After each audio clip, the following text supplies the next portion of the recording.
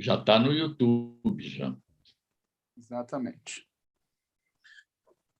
Muito bem, senhoras e senhores, companheiros e companheiras, nós vamos dar início, neste momento, a mais uma atividade do ciclo O Brasil que Queremos, que é uma iniciativa de um conjunto de militantes do Partido dos Trabalhadores, encabeçados pela companheira Jandira Uehara e pelo companheiro Rui Falcão. Nós já fizemos uma atividade, contando com a presença da Esther Bemergui e do Márcio Postman, e agora faremos uma segunda atividade, contando com a participação da professora Maria Carlotto e do José Genuíno. A ideia é que ambos falem, primeiro o José Genuíno, depois a Maria Carlotto, creio eu. É o contrário, Walter. Ao contrário, ok. Primeiro a Maria Carlotto, depois o José Genuíno, e em seguida nós teremos comentários do Rui Falcão e da Jandira Uehara. Havendo tempo, nós abriremos para perguntas ou também para questões dos que estiverem conosco aqui na sala Zoom, de onde essa atividade está sendo gerada. Da outra vez, isso foi possível, desta vez não sabemos se será, mas temos esperança. Sem mais delongas, Maria Carlotto, lembrando que o nosso tema hoje é a política, o Estado e a Constituinte. Espero que tenha sido ouvido por todos e todas. E vamos lá, então, com a professora Maria Carlotto. A ideia é que cada um aqui no início de 20 a 30 minutos. Maria Carlotto, é contigo. Tá certo. Boa tarde, Walter. Boa tarde a todas e todos que estão assistindo, Jandira, Genuíno, Rui Falcão. A gente se coordenou, Genuíno e eu vou...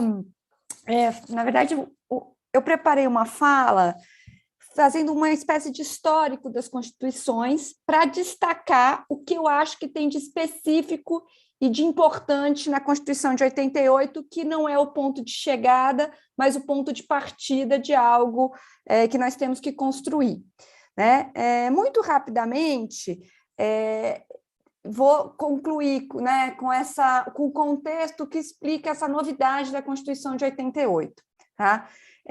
Muito rapidamente, o Brasil teve, né, com a Constituição de 88, 7 constituições. A primeira delas, né, de 1824, foi outorgada pelo imperador, né, que dissolveu a Assembleia Constituinte em 1823, então o Brasil já começa com um golpe, né, o Brasil independente, e institui o que tem de relevante para a minha reconstrução histórica é que a Constituição de 1824 estabelece, né, o poder moderador do imperador como quarto poder, né, então algo que vai permanecer assombrando aí nosso regime político até hoje, né, com o artigo que abre possibilidade para uma possível tutela militar.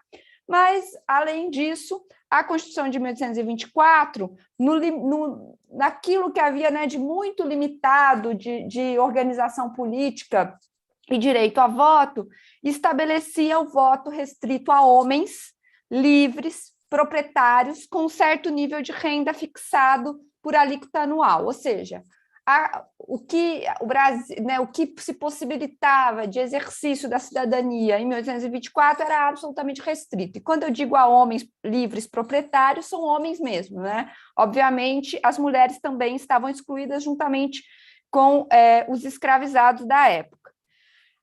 A segunda Constituição brasileira, de 1891, a da Primeira República, foi promulgada depois dos trabalhos da Assembleia Constituinte em 24 de fevereiro de 1891.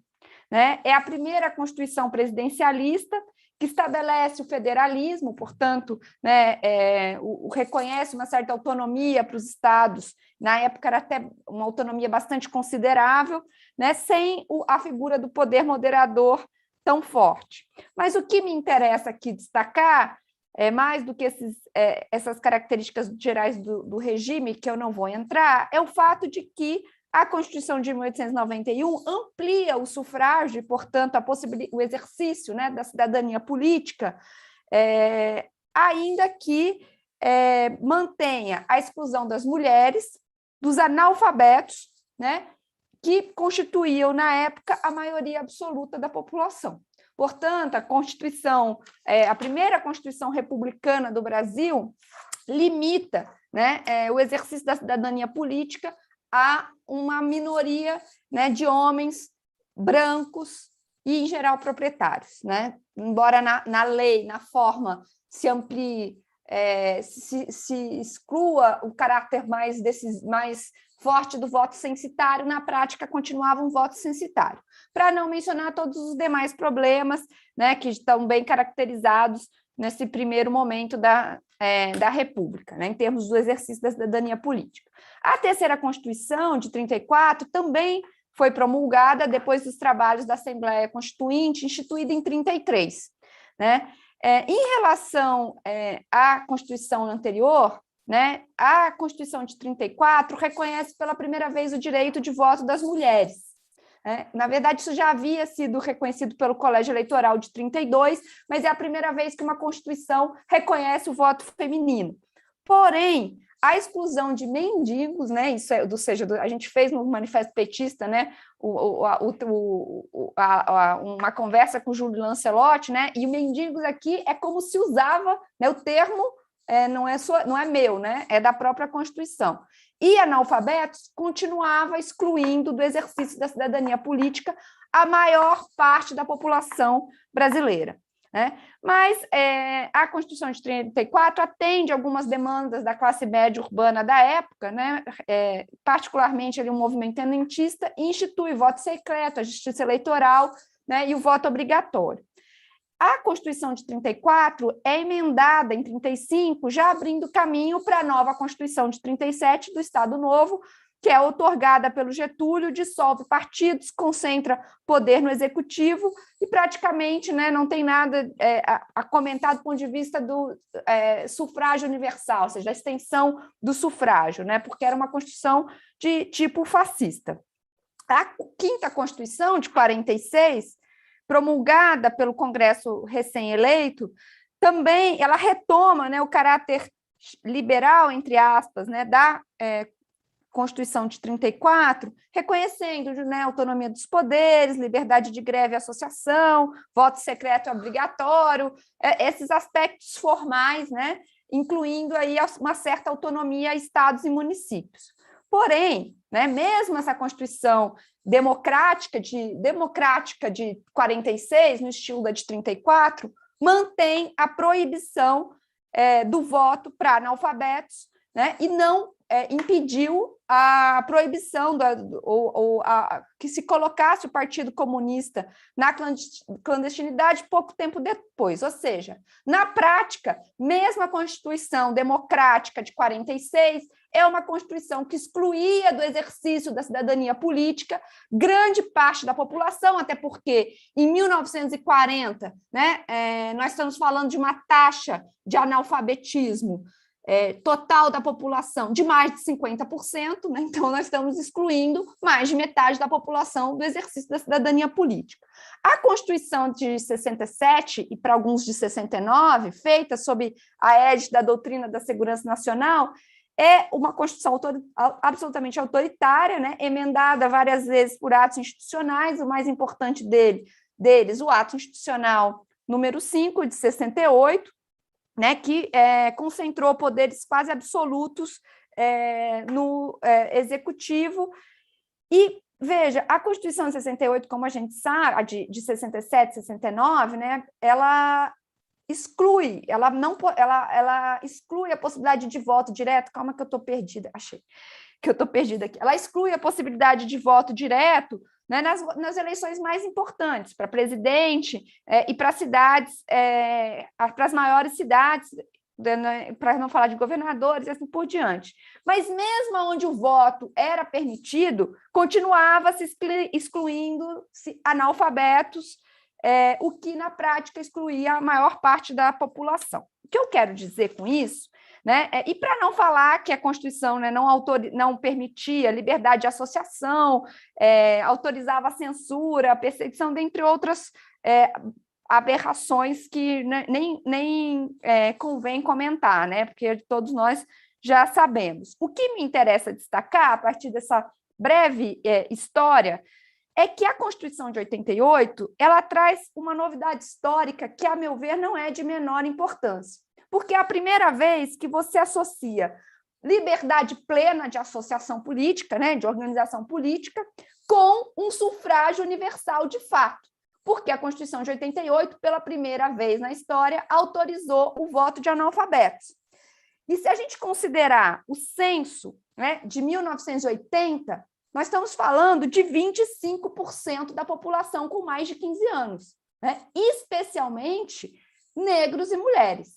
Né? Se a gente considerar a taxa de alfabetização, né, da população brasileira, a medida de interditar o voto de analfabetos, que existiu mesmo nas constituições democráticas brasileiras até 88, né, nós estamos falando, né, que é uma medida que excluía 20% dos homens brancos do exercício da cidadania política, se a gente considerar na cidadania política o direito ao voto, né, 22% das mulheres brancas, 43% dos homens negros e 46% das mulheres negras. Ou seja, a decisão, né, que perdurou, né, por toda a história, mesmo das democracias, né, das constituições democráticas, de excluir do exercício da cidadania política os analfabetos, restringia o espaço político ao que o Florestan Fernandes chamava de circuito fechado. Né? Era muito baseado na ideia de que, mesmo sob os regimes democráticos, né, que tiveram, como a gente sabe, curta duração, a Constituição de 34, que é a primeira Constituição efetivamente democrática, dura ali pouco mais de 3 anos, a de 46, né, não chega a 2 décadas, né, de vigência.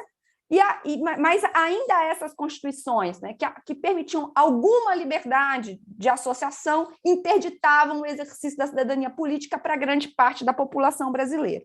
Então, essa novidade histórica se associa, no caso da Constituição, né, de 88, com um conjunto de direitos sociais e mais, né, de organização do orçamento público, né, que caminhou virtualmente, ou seja, né, em termos ideais, para uma universalização de um conjunto de políticas, dos quais eu destaco o acesso à educação básica, à saúde e à previdência social. Né? É claro que isso tem, por previdência social, na verdade, seguridade social, né? Um conjunto de direitos sociais. Veja, quando eu digo virtualmente, acho que o Genuíno vai comentar sobre isso, é porque isso já no momento seguinte esteve em disputa, né? Mas o fato é que a Constituição de 88, e quero destacar particularmente o artigo 212, que estabelece que a União não aplicará menos do que 18% da sua receita líquida de impostos anuais, e os estados e municípios 25% da sua receita líquida anual, de impostos anual, né, em educação, resultou num aumento muito expressivo da escolarização geral da população brasileira, né, tornando o analfabetismo um fenômeno, hoje em dia, residual. É claro que no nosso desmonte geral, até isso está em questão. Né? Mas, veja, esse aumento geral da escolarização não é um fenômeno menor se a gente pensa os efeitos disso em termos de acesso, né, a uma certa discursividade, a uma elaboração histórica, né, a toda uma discussão que é importante para o exercício da cidadania política e que se reflete, né, aí ao longo dos anos 90, numa pressão dos movimentos populares para o acesso à universidade, que resultou nos governos do PT num conjunto de políticas de expansão ao nível máximo, né, da escolarização, né, que são as universidades públicas, incluindo particularmente negros, filhos da classe trabalhadora e mulheres, que hoje compõem a maior parcela dos estudantes de universidades públicas federais brasileiras. Essa novidade histórica, né, de você ter uma liberdade de associação atrelada à expansão do sufrágio e a um conjunto de políticas, né, particularmente uma manutenção de patamares mínimos, né, de investimento em educação, só foi possível por uma forte mobilização, ou seja, foi a organização social, né, do novo sindicalismo, do movimento negro, particularmente no movimento negro unificado, que durante a década de 80 organizou um conjunto de protestos, dos chamados protestos negros, dos quais o mais simbólico foi a Marcha de 13 de maio de 88, né, no centenário da abolição, que instituiu o 20 de novembro, né, resultou na instituição do 20 de novembro como data de comemoração efetiva da abolição da escravidão e do movimento antirracista brasileiro, o movimento feminista, né, com os coletivos de mulheres, né, nas associações de bairros, o movimento gay, o movimento indígena, as comunidades eclesiais de baixas, que já foram muito comentadas, ou seja, todo um ambiente político que possibilitou essa novidade histórica, né, que eu estou chamando de novidade histórica, que não é certamente o ponto de chegada que desejamos, né, mas é um ponto de partida, né, para se debater que tipo, né, o que é que nós vamos fazer daqui para frente, né? Ou seja, uma cidadania política estendida para a maior parte da população. Isso não foi sem importância, né, porque pela primeira vez se possibilitou um exercício, né, de uma experiência política relativamente diferente daquilo que o Florestan Fernandes chamou de democracia restrita. Muito embora o próprio Florestan Fernandes dizia que a tendência era que, como não havia uma ruptura definitiva com o passado, e a Constituição de 88, né, não rompeu definitivamente com o passado, tanto é que tem a possibilidade de tutela militar, que tem, né, a propriedade como cláusula pétrea, né, possibilitou uma transição democrática muito frágil, né, porque não definiu a tortura como crime hediondo, né, como crime contra a humanidade não prescritivo e assim por diante. Ou seja, o que o Florestan dizia, né, é que, como não havia, no caso brasileiro, uma ruptura decisiva com o passado o tempo inteiro cobra o seu preço em círculos, né, de reposição estrutural disso que ele chamava democracia restrita, que eu acho que é exatamente o que nós estamos experimentando, né, nesse atual momento. Ou seja, a Constituição de 88, né, eu acho que ela tem uma novidade histórica que resulta das lutas sociais, né, do ambiente político dos anos 80, que era um movimento muito efervescente. Eu estava preparando, né, fazer um parênteses, eu estava preparando uma aula sobre a Lélia Gonzalez, que foi a única mulher na executiva nacional do PT de 81 a 84, né? Então, preparando essa aula sobre a Lélia Gonzalez, é absolutamente impressionante a efervescência cultural dos anos 80, né? Os blocos de carnaval que se organizavam em torno da questão negra, os movimentos de mulheres, né, com ela e a Benedita no Rio de Janeiro, liderando um conjunto de organizações, né, de mulheres nas favelas, os movimentos sindicais, ou seja, era uma efervescência política que não se restringia à esfera política e não se restringia ao movimento sindical estrito sensu, né? Ele envolvia um conjunto de movimentos sociais, né? Um conjunto de demandas e manifestações culturais e de protesto dos mais variados tipos, que culminou certamente num ambiente político que possibilitou essa novidade histórica, que é a Constituição de 88, com a expansão do sufrágio e a afirmação da liberdade de associação plena, que, não obstante, não foi capaz de instituir nesta mesma Constituição as condições da permanência da expansão máxima dessa virtualidade, né? Tanto é fato que a gente experimentou o golpe parlamentar de 2018 e todo o conjunto de retrocessos, né, que nós estamos experimentando nesse momento, incluindo a perseguição do Lula, né, dentro dos marcos da Constituição de 88. Né? Então, ela é essa contradição, de um lado, né, de abrir uma novidade histórica em termos do exercício da cidadania política e, ao mesmo tempo, possibilitar todo o retrocesso que jogou por terra um conjunto, né, de conquistas.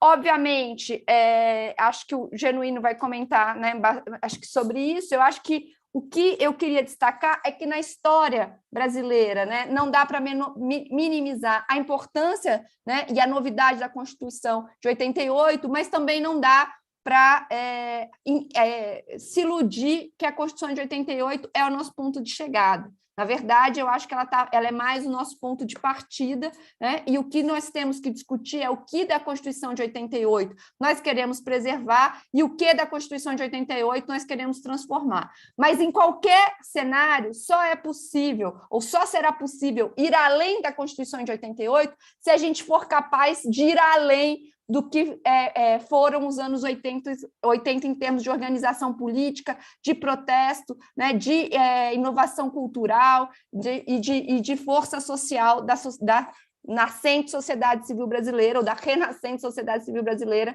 daquele período. Basicamente é isso, acho que no debate a gente pode discutir em mais detalhes alguns aspectos dessa proposta que eu fiz aí de pontapé inicial do debate. Maravilha, muito obrigado, Maria Carlotto, e sem delongas, passo direto para o José Genuíno. É contigo, Genuíno. Bem, companheiros e companheiras, Maria Carlotto, você fez uma introdução com alguns aspectos importantes. O que você chama de novidade histórica como um ponto de partida, neste processo, essa novidade histórica, ela foi, no meu modo de entender, coagulada, foi destruída, ela foi interrompida com o golpe de 2016 e com os vários processos que foram anulando o que representou a Constituição de 88. Eu vou mostrar aqui que a Constituição de 88, com todos esses aspectos que você coloca, ela foi se transformando numa ossatura sem carne.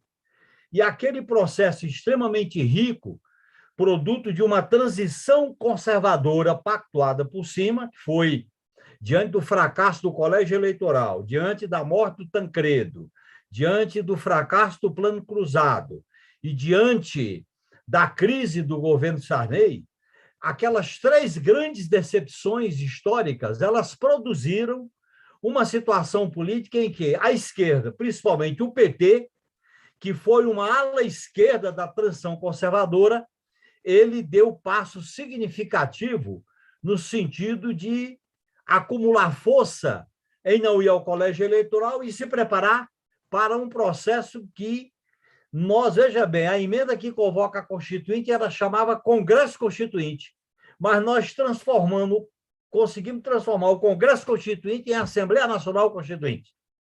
Este processo é extremamente rico e você deu pinceladas importantes. Agora, veja bem, a Assembleia Nacional Constituinte, nas questões centrais do regime do sistema capitalista, as relações de propriedade, a natureza do Estado, os instrumentos e os aparelhos de dominação, como Forças Armadas, sistema de justiça, segurança pública, a relação do Brasil com o mundo, nas questões centrais que foram discutidas, foram debatidas, ela não representou uma transformação, porque ela estava nos marcos de uma transição conservadora. Essa transição conservadora ela foi contraditória porque, diante da crise do pacto com aqueles três fatos, a esquerda, dirigida particularmente pelo PT, na relação com os movimentos sociais, como você colocou muito bem, e na atuação competente e combativa, fez com que a Constituinte produzisse uma Constituição, que produz um fato interessante. A esquerda não defendia 100% a Constituição de 88, nem a direita combatia 100% a Constituição de 88. Portanto, ela fica uma Constituição aberta. E não é por acaso, companheiros, que todos os governos eleitos após a Constituição de 88, eles iniciavam propondo um conjunto de reformas. Foi assim com o Collor, que não deu certo. Foi assim, principalmente com Fernando Henrique Cardoso, que adotou a plataforma neoliberal no que diz respeito ao Estado, a relação com o capital estrangeiro no que diz respeito à empresa nacional. Depois foi assim, inclusive foi assim, que eu acho que hoje eu faço uma avaliação de um equívoco, como o nosso governo que iniciou a governabilidade com a reforma constitucional, no caso da reforma da Previdência. e da reforma tributária. Então, a própria Constituição de 88 ela ficou aberta, e essa abertura representa um outro dado. Não é por acaso que a primeira eleição geral de 89, os partidos que hegemonizaram a Constituição de 88 fracassaram na disputa política. O segundo turno vai ser Collor e Lula. Não é Covas, não é Afif Domingues, não é Ulisses Guimarães. Veja bem, isso é um retrato de que aquela hegemonia conservadora ela estava se trincando. E, ao se trincar, veio a possibilidade da esquerda, com Lula no segundo turno, disputar a eleição em 89. Veja bem, a Constituição de 88 ela ficou um projeto, vamos dizer assim, aberto, em que, além dos pontos que você citou, Carlotto, na questão dos direitos e garantias, é uma inovação. Nos direitos sociais, também. No financiamento das políticas públicas, também, inclusive a criação do SUS. No capítulo sobre educação. E, pela primeira vez, a Constituição introduziu o capítulo do meio ambiente e o capítulo de tratar os povos indígenas, inclusive esse debate que vai acontecer agora do marco temporal, e ela vai discutir uma questão interessante. E aí houve uma aliança da esquerda com a direita nacionalista da época, que foi manter o conceito de empresa nacional, o papel do Estado, e uma certa relação de autonomia com o modelo dos Estados Unidos como potência hegemônica no momento do unilateralismo. Essa Constituição ela foi disputada, inclusive com a proposta de revisão 5 anos depois. E é interessante que o próprio impasse da Carta Constitucional se materializou na revisão constitucional que não se viabilizou 5 anos depois com aquele plebiscito sobre o sistema de governo. Pois bem, se considerar as relações de propriedade, as instituições do Estado, a relação com o capital estrangeiro, a relação com o capital financeiro, que a gente avançou na Constituição com o juro de 12%, e, paradoxalmente, foi o nosso governo que revogou o juro de 12%. E na questão federativa, quando veio a hegemonia do modelo neoliberal, que foi a base do Plano Real, eles alteraram a autonomia federativa e tal. Eu estou com isso dizendo o seguinte: esse feito histórico, que foi a Constituição de 88, e você tem razão, e esse feito histórico, companheiros, eu ligaria com a primeira intervenção desse nosso ciclo de debate, da Esther, quando ela disse que qualquer mudança do Brasil, o Brasil tem que reconhecer pelo menos 3 coisas, que é um país negro, é um país feminino e é um país indígena. Isso foi muito forte e presente na Assembleia Nacional Constituinte. Por quê? Porque a esquerda fez uma aliança com a ascensão dos movimentos sociais e foi para a disputa de participação popular com 30 mil assinaturas. Aí nós quebramos, furamos por dentro aquela hegemonia, mas nós não atingimos as questões centrais. Por isso que o PT fez uma declaração de voto, citando as relações de propriedade na terra, a questão da tutela militar, do sistema de justiça, a questão dos meios de comunicação e a tortura não ser criminalizada como crime contra a humanidade. Se nós considerarmos que a Constituição de 88 sofreu até hoje, o Rui deve ter esse dado mais detalhado, o último levantamento, ela sofreu 115 emendas. Essas 115 emendas atingiram corações, atingiram vértebras da Constituição de 88. E essa Constituição de 88, ela foi assumindo, ao longo do processo político, particularmente com o golpe de 2016, um conservadorismo do poder, da oligarquia do poder político. Aquilo, Rui, que você coloca muito bem no artigo seu sobre o desafio do PT no século XXI, que você coloca: firmou-se entre nós a convicção de que o sistema oligárquico burguês, historicamente dominante no Brasil, não pretende assegurar o desenvolvimento sustentável, a justiça social, direitos civis, independência e soberania. Quer dizer, esse sistema político, quando eu falo sistema político, eu estou falando do regime político, não estou falando da natureza do Estado. Esse regime político, materializado no papel do sistema de justiça, materializado no papel do Executivo, do Parlamento, da tutela das Forças Armadas, do Ministério Público e dos vários órgãos da alta burocracia do Estado, como o Tribunal de Contas da União, AGU, CGU, Polícia Federal, toda a parafernália que representa o Estado burguês, e esse regime produzido por esse Estado, ele é um regime oligárquico, elitista, conservador. E ele se fundamenta a partir, principalmente, do golpe de 2016. Eu diria até que havia uma disputa. Havia uma disputa. O próprio regime político que nós disputamos na Constituinte, ele vai, ao longo da transição, assumindo um caráter mais conservador. E eu vou dar aqui alguns exemplos. Não é por acaso que eu ligaria o fato de ontem, que é aparentemente positivo e do Supremo Tribunal Federal, quando nós instalamos a Constituinte, não é por acaso que a manifestação que o Poder Judiciário não tinha legitimidade para instalá-la estava correto. Mas esse Poder Judiciário, ele assume o protagonismo, após a promulgação da Constituição, de dizer que as suas competências estariam recepcionadas pela Constituição. Isso foi uma súmula, foi uma resolução. Quer dizer, o próprio Supremo disse: minhas competências estão assimiladas por uma Constituição que representou, em algumas coisas, uma ruptura. Segundo fato, as declarações de inconstitucionalidade, elas são declaradas pelo Senado e não pelo Supremo. O Supremo diz que é e o Senado é que declara. Isso também foi considerado, por resolução do Supremo, uma mutação constitucional. Terceiro item, o Supremo relativizou uma questão, a alma da Constituição de 88, que é a cláusula pétrea dos direitos e garantias.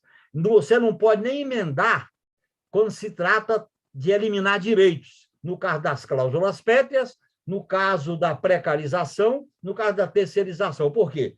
O artigo 5º, o artigo 7 e o artigo 6 são artigos que fundam um poder constituinte, vamos dizer assim, radicalmente democrático. Isso foi relativizado por decisões do Supremo. E quando o Congresso abre a possibilidade de discutir a prisão em segunda instância, está matando aquilo que é conhecido como cláusula pétrea do regime político, que é os direitos e garantias individuais, que não pode ser mudado nem por emenda constitucional, só por uma outra constituinte. Segundo fato grave, a PEC 95, ela derruba, de uma lapada só, o sistema de saúde, educação, assistência social, porque estabelece o teto. E o projeto de desenvolvimento tecnológico e científico da Constituição de 88, ele fica limitado pela PEC 95, que estabelece o teto de gastos. Se você trouxer essa questão para a viabilização de uma Constituição de direitos, eu acho que foi um grande avanço que você colocou aí, Maria Carlota. Agora, teve duas questões que a Constituição nós perdemos e ela não enfrentou, que foi a reivindicação da comunidade LGBTQIA+, que era a questão da orientação sexual, e a questão dos direitos das mulheres. Essas duas questões nos direitos nós perdemos. Ganhamos a questão do racismo como crime prescritível, ganhamos a definição da área indígena e quilombola como cláusulas importantes, que está esse impasse agora no marco temporal, ganhamos uma mudança no conceito de família, que é a partir da união estável, e introduzimos a universalidade do voto a partir dos 16 anos. Esta chamada Constituição Cidadã, como Ulisses Guimarães chamou, ela estava aberta. Como ela estava aberta, produto da crise da transição, e na crise da transição, a esquerda assumiu um protagonismo no momento em que o PT soube trabalhar contra a ordem, e olhem bem, isso é lição para hoje. Nós, da Constituinte, soubemos trabalhar com a ideia de entrar lá com a posição definida, o PT apresentou um projeto de Constituição, e a gente disputou todas as questões estratégicas. Terceiro, a gente fazia aliança pontual por cada artigo. Aí, então, a gente fazia a ideia que eu trago hoje da frente de esquerda e, ao mesmo tempo, fazer alianças pontuais em alguns pontos. Isso tem a ver com a visão nossa sobre, na linha política estratégica do partido, o nosso texto, Walter, que foi Só a luta impedirá a catástrofe, diz que o destino do Brasil está em jogo e o significado estratégico do PT está em jogo. E na linha política do que é uma mudança radical e profunda, nós situamos no programa como questão central uma Assembleia Nacional Constituinte livre e soberana, convocada com essa finalidade para redefinir, refundar as instituições do regime político democrático. Questões essas que foram agravadas, hegemonizadas a partir do golpe de 2016. É bom lembrar que, a partir do golpe de 2016, a questão da prisão em segunda instância, teve a questão do crime de responsabilidade sem crime, no caso da Dilma, teve a questão da prisão do Lula, teve a questão do teto, teve a questão do Banco Central Independente, e que se acentua, volta a se acentuar, 3 instituições que representam o chamado poder moderador que você citou, que vem da Constituição de 24. As Forças Armadas, com o artigo 142, o Supremo Tribunal Federal, com esse protagonismo político que foi desenvolvido desde a Constituição de 88, e a questão do Ministério Público Federal. Não é por acaso que, da Constituição de 88, são as 2 instituições chamadas de permanente, as Forças Armadas e o Ministério Público Federal, que são forças autônomas, inclusive que zelam pelos poderes. Olha bem, tanto o Ministério Público como as Forças Armadas diz lá na Constituição, zelar pela harmonia e independência dos poderes. Como? E o Poder Legislativo, e o Poder Executivo, e o Poder Judiciário? Você tem a sombra do chamado mito do poder moderador, que vem da formação do Estado autoritário, etc. Esse é um problema crucial que nós não enfrentamos na Constituinte. Eu coloco isso para dizer aqui que o debate sobre o regime político é uma questão central da ligação da tática com a estratégia. Por isso que a resolução do 6º Congresso do PT coloca isso de maneira clara. E eu acho que nós temos que resgatar esta resolução. Por quê? Porque tem instituições que precisam ser refundadas. Eu pergunto, como é que nós vamos mudar o papel das Forças Armadas? Se nem uma emenda simples que mexia no Conselho Nacional do Ministério Público não teve 308. Como é que nós vamos mexer no Banco Central Independente, no teto de gastos? Como é que nós vamos mexer no sistema de justiça? Como é que nós vamos mexer na ordem econômica de integração sul-americana? Como é que nós vamos recolocar o conceito de empresa nacional formada por brasileiros com capital majoritariamente nacional? Porque isso foi alterado. Empresa nacional é qualquer empresa constituída aqui no Brasil. Como é que nós vamos enfrentar esses elementos, eu estou citando alguns, sem uma ruptura com a transição desta Constituição que está retalhada, que está fraudada, que está violentada? Se a gente se limita à reforma constitucional, nós seremos previamente derrotados porque existe 308 votos.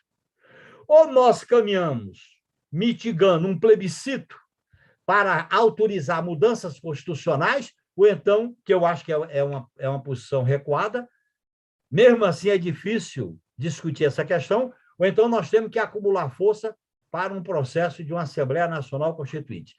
A vantagem política é que ela aborda a questão do poder. E, ao abordar a questão do poder, nós saímos daquele falso dilema. Vocês tratam a questão do poder ou com a ideia de uma revolução imaginária, o que diz os nossos adversários, ou então vocês têm que se limitar à ordem como ela está definida. Com a Assembleia Nacional Constituinte, ela abre uma fenda neste falso dilema para abordar uma transição democrática e popular. Porque como é que você vai viabilizar os direitos sociais? Por exemplo, como é que nós vamos viabilizar os direitos das mulheres? Como é que nós vamos viabilizar o direito dos indígenas se acaba com o marco temporal, se eles definem o marco temporal agora no Congresso Nacional? Como é que nós vamos enfrentar a discussão da comunidade, a plataforma da comunidade LGBTQIA+.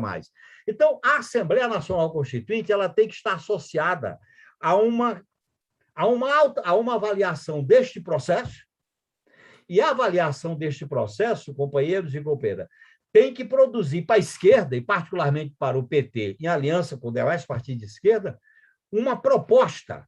Se não é o ponto de partida, tem que ser o ponto de chegada para um outro modelo de transição. Porque a transição conservadora de 79 a 85, a hegemonia dela, em certa medida, ela foi quebrada. Por isso que ela foi se espedaçando, ora parte com o governo Collor, ora parte com o governo Fernando Henrique Cardoso, ora, em parte, com nós, que nós não enfrentamos essa questão, e esse modelo nos derrubou no golpe. Quando nós retomamos essa questão, ou então nós vamos caminhar por dentro de uma ordem, que, mesmo que se diga que é uma ordem constitucional, não é mais uma ordem do poder originário, vamos chamar assim, do poder originário, como se diz. Que poder originário é esse que mudou 115 emendas? Certamente vai chegar já a 118, porque não está dos precatórios, não está da reforma administrativa, e parece que tem uma outra que não está. Aí nós vamos chegar a 118 emendas. Nenhuma Constituição do mundo tem essa quantidade de emendas. E não são quaisquer emendas, são emendas que violentaram a alma daquilo que representou o que você colocou, Maria, como um processo histórico que se iniciou. Esse processo histórico que iniciou, a hegemonia conservadora que se expressou no golpe de 2016 coagulou ela. Nós não temos outra alternativa. Eu estou muito convencido que esse debate sobre a Constituinte ele é essencial para uma estratégia de ruptura democrática e popular das forças de esquerda. Podemos até não começar com isso, mas que nós teremos que passar por essa questão na disputa política, eu não tenho a menor dúvida, que nós temos que afirmar, de acumular força, fazer o debate, principalmente rompendo com a seguinte questão. Os hermeneutas tentam transformar a Constituição numa interpretação. Os intérpretes da Constituição. Isso é uma visão idealista, reacionária. Constituição é um pacto político de disputa. Vários pontos dessa Constituição, inclusive, que nós defendemos, foi objeto de quebra de microfone, puxando um revólver, quebrando pau, lá dentro do Congresso Nacional, com o povo ocupando as galerias, jogando dinheiro. Até que uma vez nós chegamos, a polícia quebrada, e disse: ó, doutor Ulisses, um dia tem que entrar o pessoal da gravata e outro dia tem que entrar o pessoal da sandália havaiana. Porque se você quer botar o povo aqui dentro, porque aí ele dizia, o judiciário não tem rampa para o povo subir. O Planalto está com o Sarney, não dá. Eu traz aqui para dentro. Agora tem que trazer mesmo. Não adianta só vir aqui a FEBRABAN, a UDR e as Fiesp. Você tem que botar o povo. E aí ele abriu para o povo, porque não tinha outro. Aquilo que vinha da transição da ditadura para a democracia, que ela estava amarrada nos aspectos essenciais, ele teve que ceder naquela correlação de força para a pressão popular. Agora, isso não alterou a raiz, a natureza do Estado, do regime, das relações de propriedade e dos instrumentos de coação do Estado. Por isso que o PT fez, eu repito, aquela declaração de voto, que foi essencial. Só que quando nós chegamos no governo, nós esquecemos aquela declaração de voto. Para poder, ao enfrentar a Constituição, a gente tinha que ter levado em conta algumas coisas. Eu coloco isso porque, como eu fiz parte, Walter, Rui, Maria Carlotto, Jandira, eu fiz parte desse processo, mesmo na revisão constitucional de 93, o PT foi correto em não aceitar a revisão constitucional. Vocês sabem que eu defendia que fizesse a revisão. Porque se a gente tivesse feito a revisão em 93, certamente isso que representou avanços para o nosso governo teria sido liquidado na revisão constitucional de 93, que era a preparação da disputa política de 94, que antecedia o Plano Real. Eu estou colocando esses dados para vocês entenderem como a disputa de hegemonia estava em aberto. E essa disputa que estava em aberto predominou a maioria conservadora, autoritária, e principalmente com o golpe de 2016. É muito difícil a gente não associar a crise dos nossos governos, por não ter feito rupturas seletivas, e como se deu o golpe com com uma cobertura constitucional por dentro da lei e da ordem. Quer dizer, a legalidade constitucional do golpe pelas Forças Armadas, mídia, Lava Jato, Supremo Tribunal Federal, o parlamento e a influência norte-americana estava respaldado por uma institucionalidade que tanto podia cobrir em aberto aquilo que podíamos fazer como governo democrático e popular, como cobriu e justou o retrocesso. Por isso, Rui, que eu volto a dizer que você tinha razão com esse artigo quando você fala desse regime político conservador que eles não querem abrir mão para fazer as mudanças que a Constituição sinalizou. E para concluir para o debate, aquilo que representou o povo, eu costumo dizer que o Brasil teve 2 momentos que o povo se reconheceu. Foi na Constituinte, que o povo ocupou Brasília com as emendas populares, iam para lá, falavam, usavam a tribuna, mulheres, a bancada do batom, aquela cena do Krenak pintando o rosto de preto, a comunidade LGBTQIA+, os vários movimentos se identificavam. Aquilo ali foi se diluindo e foi predominando com as reformas liberais, neoliberais, um pacto conservador, constitucional, e aí entra um complicador, cujo agente político passa a ser o Supremo Tribunal Federal.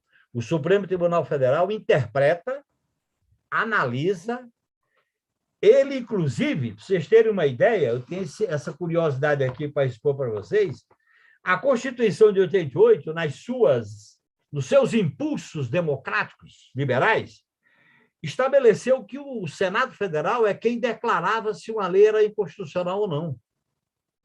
O Supremo disse que isso aqui, que é da Constituinte, feriu a competência do Supremo Tribunal Federal e considerou nula.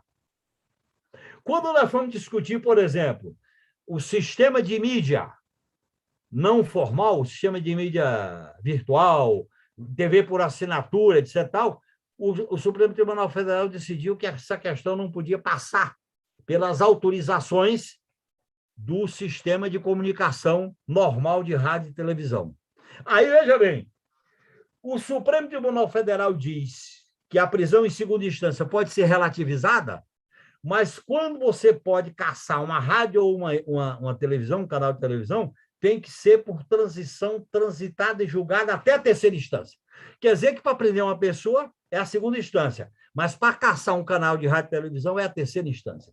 É interessante esse debate, eu estou colocando, porque isso dá razão à posição que nós defendemos, que eu coloco aqui no debate, para a nossa reflexão, de que nós não podemos separar, nós não podemos deixar de integrar numa estratégia radicalmente democrática e popular, na maneira de tratar o regime e o poder, a Assembleia Nacional Constituinte livre e soberana, como condição para fazer a refundação, as mudanças das instituições capazes de viabilizar a defesa dos interesses populares, dos interesses da população trabalhadora, dos explorados e oprimidos. Quer dizer, esse é um embate que não está resolvido, não está concluído, e nós estamos dentro dele. E eu acho que esse debate é importante, porque se a gente for para uma disputa dentro da ordem que foi se consolidando, principalmente com o golpe de 2016 e a eleição manipulada, e a gente aceitar os limites dela e não questioná-la, e nós só podemos questionar se a gente propor um outro pacto constitucional de refundar as instituições, e é disso que se trata, a democracia participativa, a democracia deliberativa, a democracia... Por exemplo, como é que nós vamos enfrentar a tutela, Maria Carlota, do orçamento? O orçamento impositivo só se justifica para discutir programas e subprogramas. Orçamento impositivo com emenda individual é a negação da governabilidade. Teto de gasto é a negação. Banco Central Independente é a negação. Forças Armadas é a negação. Eu enumeraria aqui 6 tutelas constitucionais que impedem um programa democrático popular. Teto de gasto, Banco Central Independente, Forças Armadas, Ministério Público, orçamento impositivo com emendas individuais, e eu acrescentaria a nova hegemonia dos Estados Unidos para a América do Sul, que não quer a integração sul-americana, por isso que eles publicaram aquele texto A América é Nossa. Então, esses desafios só através de um debate radicalmente democrático sobre a necessidade de uma Assembleia Nacional Constituinte, que não é um debate jurídico, não é um debate de intérpretes, não é um debate de entendidos. É um debate que nós temos que traduzir com as reivindicações populares. Muito obrigado pela atenção de vocês. Obrigado, Genuíno. Pergunto ao Rui ou à Jandira, qual dos dois vai começar? É o Rui? Rui, é contigo, então. Bom, boa tarde. Cumprimentar todos e todas que nos acompanham. Um belo retrospecto histórico e político feito aqui pelo José Genuíno, que foi testemunho ocular da história e presente, e a Maria Carlotto, professora da Universidade Federal do ABC, nossa companheira aqui do Manifesto Petista, fez uma pesquisa histórica interessante sobre as constituições brasileiras, as 7 constituições, ressalvando desde a origem, desde o período republicano, assim chamado, como há uma exclusão deliberada das elites em relação às maiorias, não é em relação às minorias, é em relação às maiorias.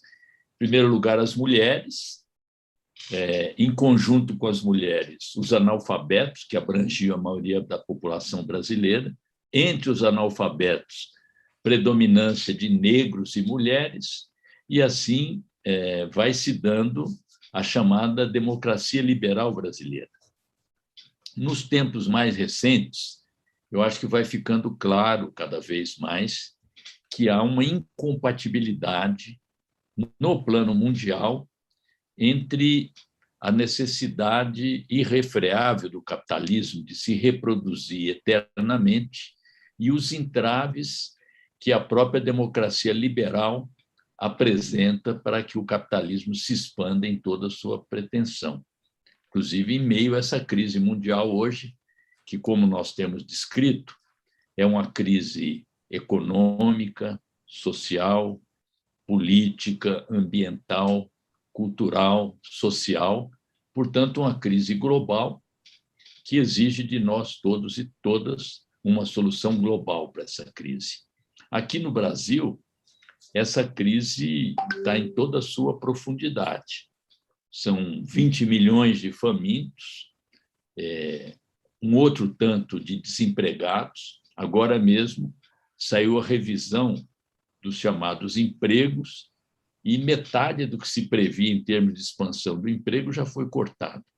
E a expansão do emprego se dá hoje majoritariamente pelos empregos informais, ou seja, sem carteira assinada, numa repercussão da reforma trabalhista, que dizia que era feita para aumentar os empregos, para melhorar a situação dos trabalhadores, e a gente vê que todas essas reformas têm um conteúdo regressivo, tanto no plano das relações de trabalho, como no plano social também. Nós vemos agora o absurdo da venda de ossos. Os ossos que eram disputados nos açougues, como restos, agora tem o osso de primeira, segunda e terceira categoria. Quer dizer, é o capitalismo levado ao extremo do cinismo, da aberração, conspirando contra a própria existência, porque a crise ambiental, que eu não chamo de aquecimento global, chamo de crise mesmo, pode nos levar, no curto prazo, à própria extinção da terra, dos recursos hídricos e assim por diante. Então, na crise que nós vivemos hoje no Brasil, as atenções estão se voltando para onde? Para a disputa eleitoral. E nós temos que associar essa disputa que está presente hoje na discussão de um programa e quais as alternativas que nós temos para vencer essa crise. Então, eu tenho dito que o próprio ritmo da campanha eleitoral vai condicionar o que será possível em termos de recuperação do país, ou seja, resumidamente, nós vamos colher nas urnas o que plantarmos nas ruas. Isso significa, na minha opinião, uma campanha com muita vida, com muita alegria, com muita organização popular, que não será apenas para garantir comitês eleitorais, ampliação das bancadas parlamentares, que é importante, mas para criar comitês de defesa de um programa de governo democrático e popular de recuperação e transformação do país. Esse é um debate que nós estamos fazendo simultaneamente, a ideia de que é preciso remover Bolsonaro. Não podemos ficar retidos a um exame de conveniência eleitoral na linha de que vamos deixar Bolsonaro sangrar, que lá na frente será mais fácil derrotá-lo. Eu acho que cada dia que passa sobre Bolsonaro é um retrocesso a mais. Se não é agora pelo número de mortos, que continua a existir, embora em escala menor, mas pela carestia, pelo aprofundamento do desemprego, pela revogação cada vez maior das conquistas, ainda que limitadas, da Constituição de 88. Nós já não temos mais uma Constituição genuína como aquela que vocês fizeram, com todas as limitações. Hoje nós temos um arremedo de regime democrático, um regime sob tutela militar, em que os instrumentos de participação popular estão sendo cada dia mais removidos, e já eram poucos.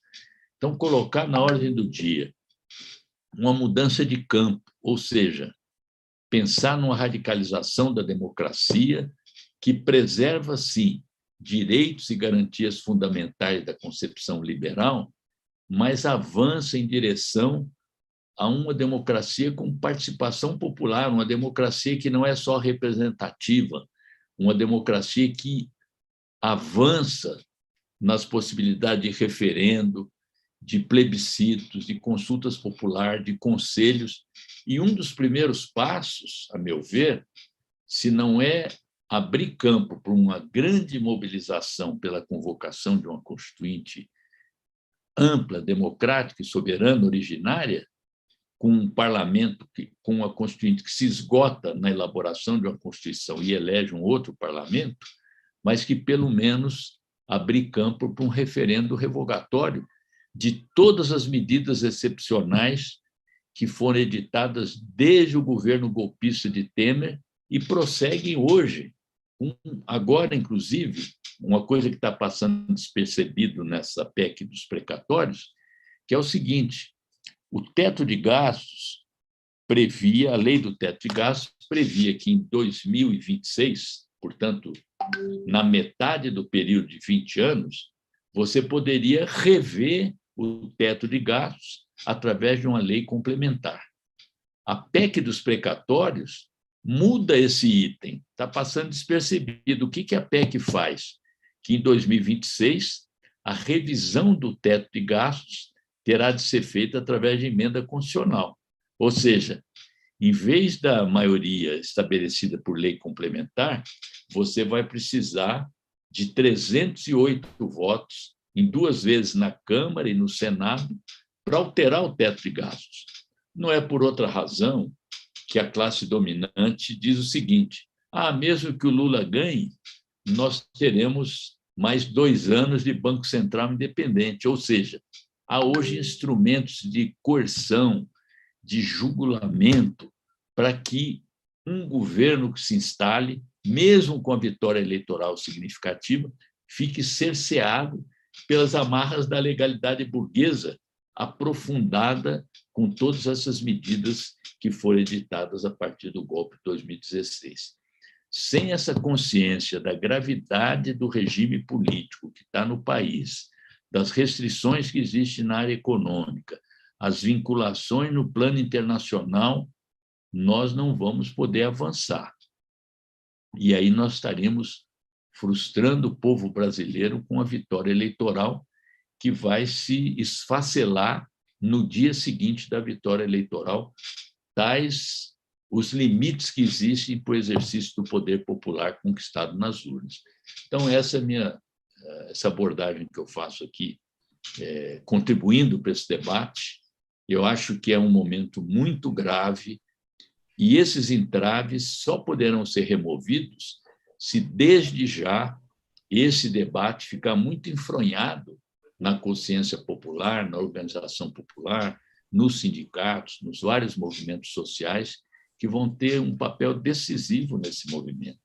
Quer dizer, pensar numa campanha eleitoral e num governo instalado, como foi 2002, nós vamos dar com os burros na água e acabar com esse pragmatismo absurdo que deixa de analisar a realidade política, a correlação de forças, a necessidade de organização popular, pensando tão somente em aumentar as bancadas parlamentares. Elas são importantes, é preciso aumentá-las, inclusive qualitativamente, mas depender tudo do parlamento.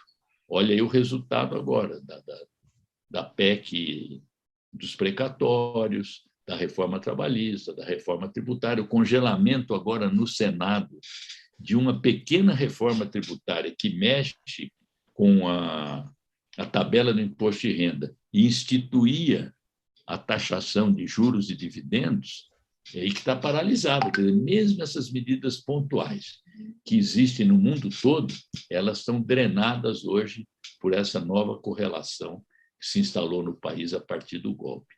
Então, acabar com o golpe significa também ter esse movimento de mobilização e esclarecimento para que a gente possa ter um outro tipo de regime político instalado no país, para não falar dessas medidas casuísticas, como a questão do semiparlamentarismo, a questão da prisão em segunda instância e outros casuísmos que a imaginação dos juristas e políticos burgueses colocam na mesa para a população discutir. Muito bem, muito obrigado, Rui. Passo, então, para Jandira Uehara. Boa tarde, Walter, Maria, Genuíno, Rui, quem está conosco aqui na sala Zoom e quem nos assiste ou assistirá, né? Bom, a Maria, a Carlotto, o Genuíno deram hoje, nesse debate, uma contribuição fundamental, né, sobre a Constituição de 88, os limites e avanços, e a necessidade de construirmos uma força política e social para que a gente possa, quer dizer, construir uma Assembleia Constituinte livre e soberana e colocar em prática, né, um programa democrático e popular. E também quero concordar totalmente com a abordagem que o Rui fez aqui, principalmente sobre os desafios das eleições de 2022, né? Bom, eu acho que a Constituição de 88 e depois a eleição presidencial de 89, elas meio que concluíram um ciclo, né, de lutas políticas e sociais, né, que tiveram início lá no final dos anos 80 e que vão impor um processo de redemocratização do país e o fim da ditadura militar em 84, mas não com as diretas já, né? Mas com um governo eleito por um colégio eleitoral conservador, uma transição conservadora e, portanto, limitada, como bem caracterizou o Genuíno, né? Eu acho que é importante resgatar que foram 559 deputados constituintes, e dos quais 487 eleitos, com 26 mulheres apenas, né? 4, não chegou a 5% as deputadas constituintes. E a esquerda, os progressistas, também não tiveram maioria, né? Foram, salvo engano, 120 constituintes progressistas, né? Ou de esquerda, e 16 do PT. Portanto, minoria, né? Que sozinhos não teriam condições de estar aprovando, né? Ampliação de direitos, enfim, e uma Constituição avançada. O que resultou, as conquistas de 88, elas foram resultado, como bem colocou a Maria, da mobilização dos diversos setores populares, foram resultado de luta social de diversos segmentos, né? E não estavam restritos, portanto, a um debate interno ao Congresso a Assembleia Constituinte, né? Portanto, essa questão segue atualíssima, como bem o Rui colocou. Tão ou mais importante do que a alteração de correlação de forças no Congresso, e é claro que nós queremos e precisamos aumentar a bancada e qualificá-la, é a organização e a mobilização popular e a luta social, né? E nós precisamos discutir um programa democrático e popular para, como também disse o Rui, plantar nas ruas o que queremos colher nas urnas. E esse processo de luta social, eleitoral e de disputa política e ideológica precisam ser consignadas num programa, né, que é o que pode construir neste processo, tá certo, de lutas, né, a gente chegar numa correlação de forças que permita uma constituinte democrática e soberana, né? E veja, se a gente for ver, quer dizer, a correlação de forças lá na Assembleia Constituinte e alguns pontos importantes que foram assegurados na Constituição, né, a questão da igualdade de gênero, os avanços que teve em relação à luta das mulheres, a criminalização do racismo, o direito de votos dos analfabetos e as consequências, né, que isso teve na política e na cidadania, né, política, né? E, bom, e a universalização dos direitos sociais, da saúde, da educação, quer dizer, esse resultado foi muito além, né, da correlação de forças ali interna. Então, repito, a questão do processo de luta social é fundamental, né, no processo eleitoral e no que nós queremos colher depois enquanto governo, né? Bom, mas eu queria também ressaltar aqui que as conquistas, né, os avanços, tá certo? Também foram muito limitados, né? Porque nós vamos ter uma série de questões que não foram tratadas como foram colocadas aqui. Por exemplo, a questão da reforma agrária, né, a proibição em terras ditas produtivas sem nunca ter se definido o que é produtivo, a tutela que já foi citada aqui das Forças Armadas, tá certo?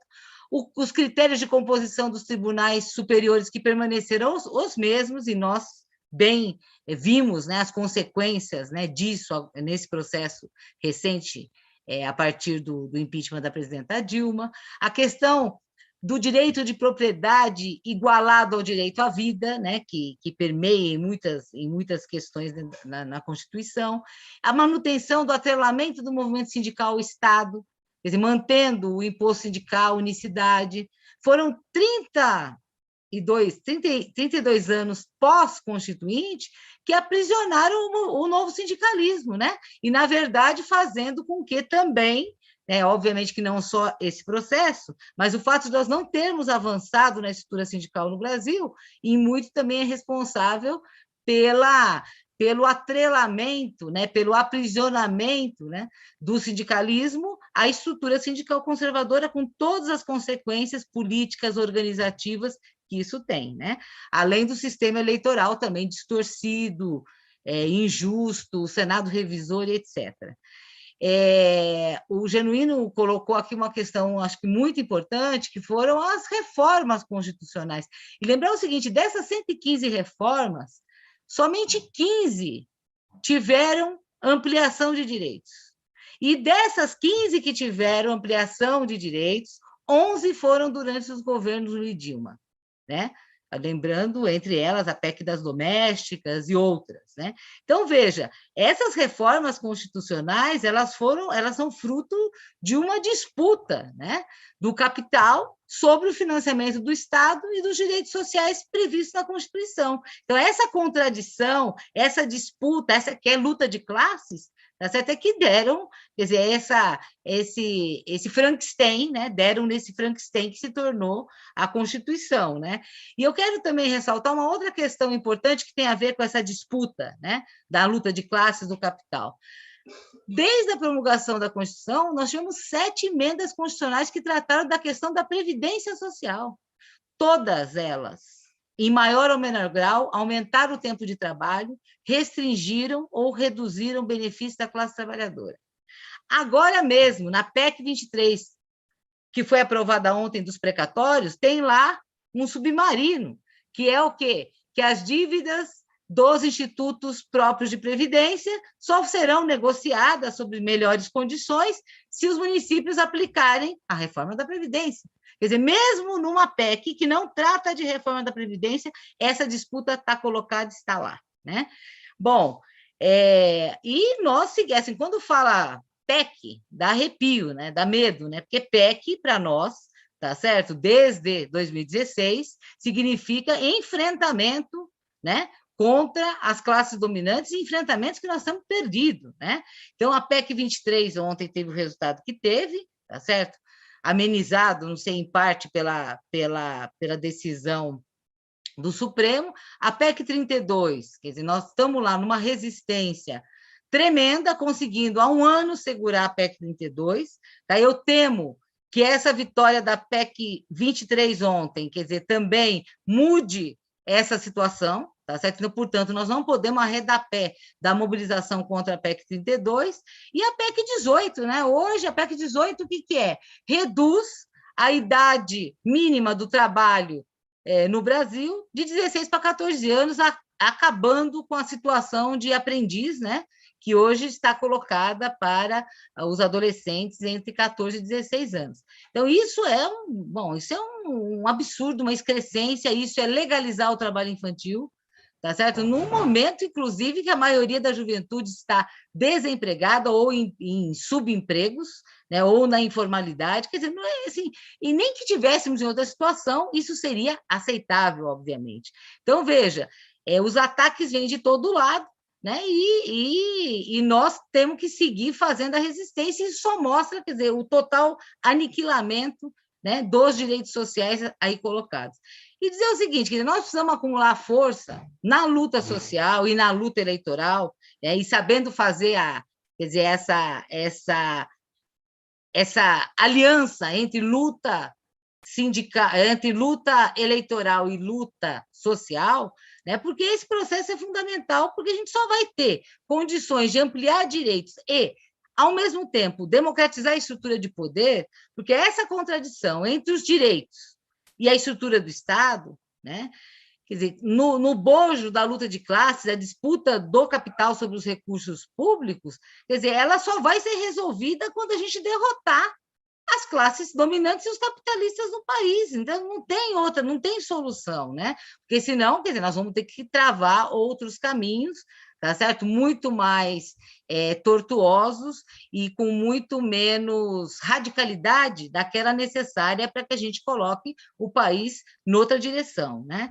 Então, para concluir, né, dizer o seguinte, quer dizer, essa conjuntura que a gente está vivendo e esses desafios que se colocam agora na luta eleitoral que nós vamos travar, quer dizer, ou a gente consegue mobilizar com um programa, né, com um programa que encante, que mobilize o povo, que coloque perspectiva, que coloque um horizonte, quer dizer, de vida melhor, né, que ao fim e ao cabo é isso, né, de direitos, tá certo? Na ordem do dia, né?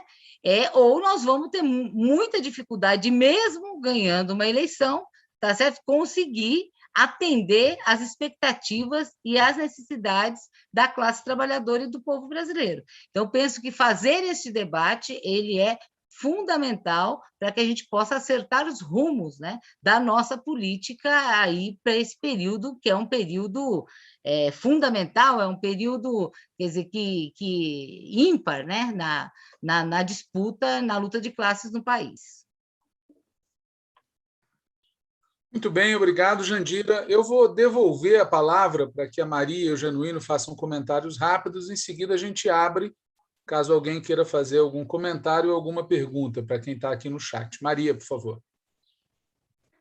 Eu acho que o que sobressai de todo o debate que fizemos é que a Constituição de 88 ela é contraditória, né?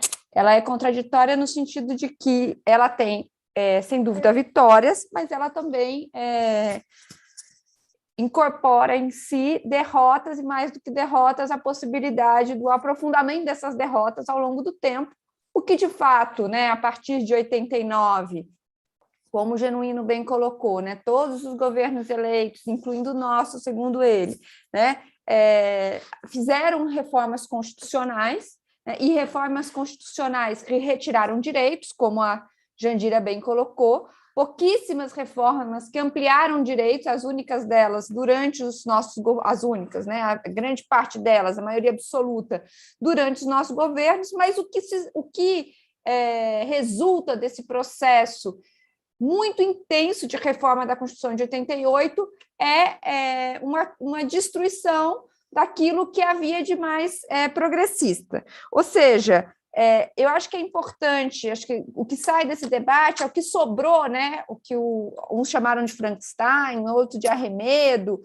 seja, esse arremedo que é a Constituição de 88 não interessa, né, para nós como ponto de partida nem de chegada de uma nova ordem social mais justa e mais democrática.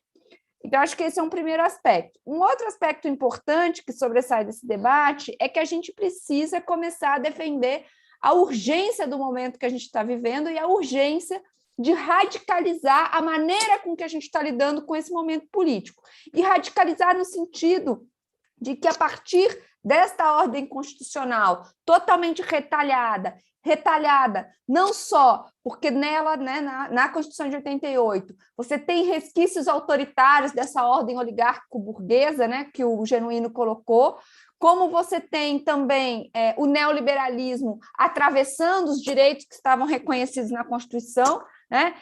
Por tudo isso, a gente tem uma urgência, né, política de alterar, de subir o tom das nossas reivindicações, né? Como acho que o Rui Falcão colocou, né? Um reverendo revogatório é o mínimo, né? Mas a gente deveria começar a trabalhar para construir um horizonte utópico um pouco mais aberto do que o que a gente está trabalhando, né? E o problema, e com isso eu termino, é que esse horizonte utópico muito rebaixado com o qual a gente está trabalhando, ele não vai permitir que a gente sequer alcance as vitórias limitadas que a gente está projetando, né? Então, se a gente acha que a gente vai se eleger em 22, inclusive aumentando a nossa bancada, né? E que com isso a gente vai conseguir governar, mesmo que num patamar baixo, eu acho que a gente está bastante enganado, né? Porque a frustração que esse processo vai gerar vai ser, inclusive, contraprodutivo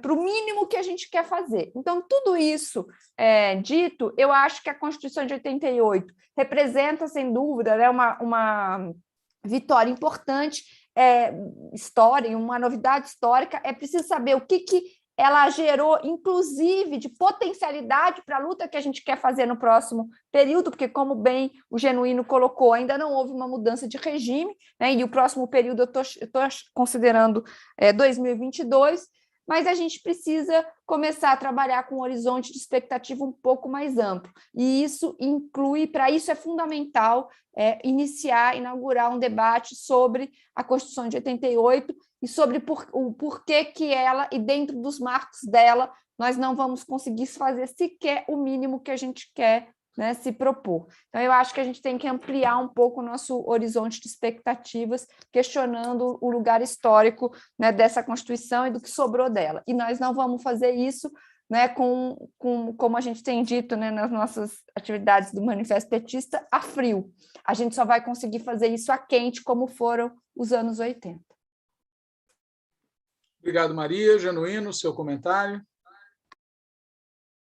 Maria, fazer a quente significa a experiência da Constituinte de 88, que ela foi a quente, que possibilitou a gente mudar o caráter de Congresso Nacional para uma Assembleia Nacional Constituinte. E qual foi o decisivo para incluir reivindicações? Foi a participação popular. Se não tivesse a participação popular, nós teríamos feito a marcação de posição com o projeto de Constituição do PT. A segunda observação que eu queria colocar é o seguinte: nós tivemos 2 momentos de grande ofensiva e de hegemonia conservadora que golpeou a Constituição de 88.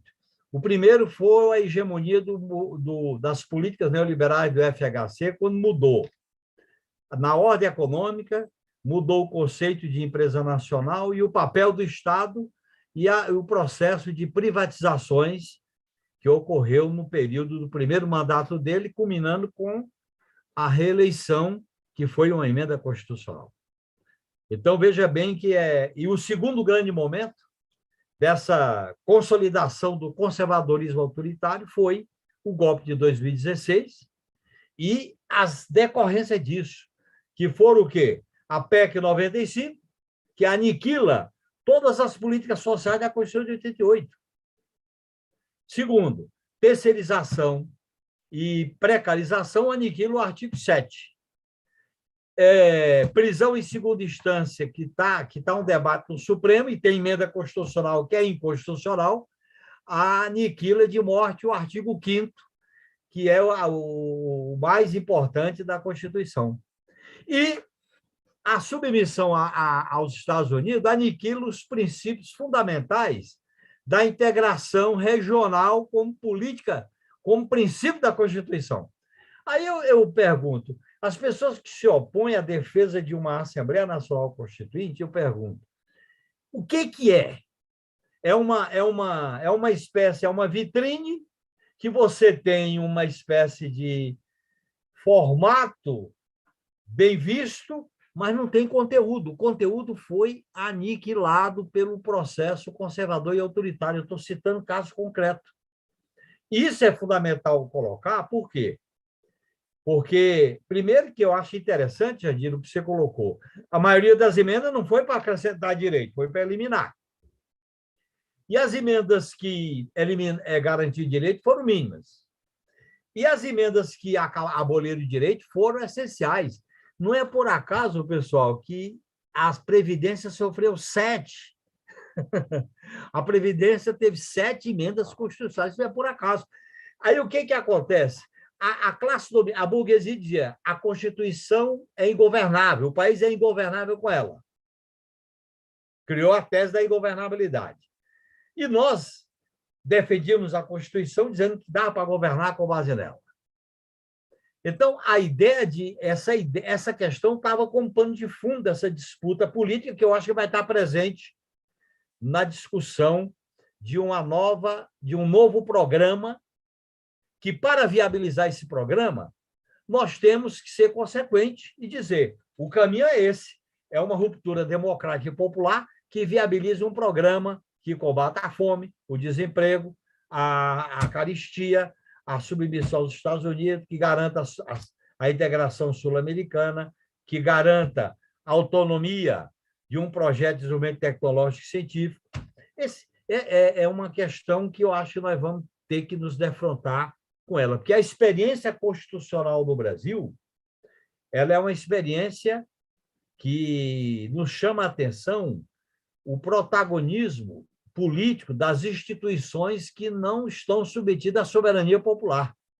Só para brincar aqui, Maria Carlota, como professora, uma vez o Ulisses Guimarães fez um discurso da Constituição Coragem, e ele defendendo que ela não provocava a ingovernabilidade. Aí ele diz, os poderes legislativo e executivo garantirão a governabilidade. Eu disse, doutor Ulisses, por que você não cita o judiciário? Como eu tinha, na época, só 30 e poucos anos, ele disse, menino, lá não tem rampa. Eu disse, o que chama rampa? A rampa é que o povo sobe e desce. Lá não tem rampa, por isso que não adianta ter muita confiança no Poder Judiciário. Uma vez ele disse para mim, Poder Judiciário é órgão de Estado, não é o poder. Poder é o que emana da soberania popular através do voto. Era um velho liberal que a gente tem que lembrar essas coisas dele, né? E a gente acabou esquecendo esse ensinamento e fomos depositando no judiciário muitas das nossas demandas com a ideia de que o republicanismo judicial seria capaz de resolvê-la. Veja bem aonde nós nos metemos. Obrigado, Genuíno. Bom, pessoal, nós estamos, então, chegando no encerramento de mais esse seminário do ciclo O Brasil que Queremos. É uma iniciativa de um grupo de militantes, a Jandira Uehara, o José Genuíno, Breno Altman, Guida Calisto, Maria Carlotto, Rita Camacho, Rui Falcão e esse que vos fala. Nós já fizemos um debate com o Márcio Postman e com a Esther Bemergui. Agora estamos fazendo este debate aqui com Maria Carlotto e José Genuíno. Faremos próximos, temos já várias ideias de temas, de convidados, mas a gente vai fazer uma pequena reunião dos 8 que eu citei para conversar sobre o segmento. Talvez façamos ainda um debate ainda esse ano, por exemplo, sobre a questão internacional, e retomaremos certamente todo mês no ano que vem. Então, eu já perguntei pelo chat, mas eu estou vendo que o Rui está aqui se movimentando. Perguntei a Jandira, ela disse que ela não queria acrescentar mais nada. Pergunta ao Rui se quer acrescentar alguma coisa antes da gente encerrar. O